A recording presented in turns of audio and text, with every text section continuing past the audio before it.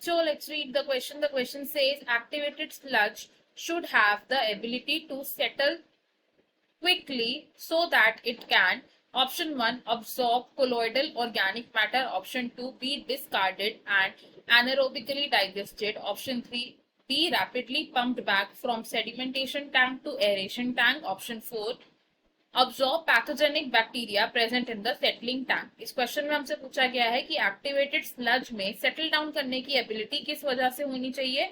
इस क्वेश्चन में हमारा की कॉन्सेप्ट होगा सीवेज ट्रीटमेंट।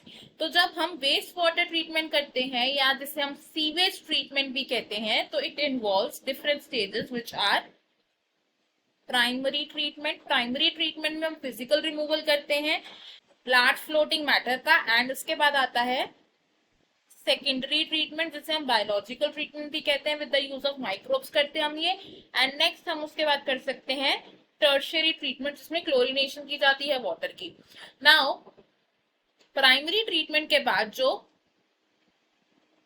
एफ्लुएंट आता है, इस एफ्लुएंट को पास किया जाता है to the large aeration tank. It is passed to large aeration tank.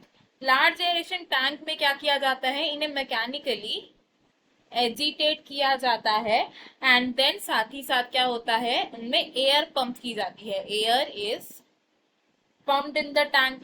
इसकी वजह से क्या होता है, फ्लॉक्स ग्रो करते हैं, यानी कि ग्रोथ ऑफ एरोबिक बैक्टीरिया होती है इनटू द फ्लॉक्स, एंड इसकी वजह से फर्दर बीओडी यानी कि बायोकेमिकल ऑक्सीजन डिमांड क्या होती है, इट इज रिड्यूस।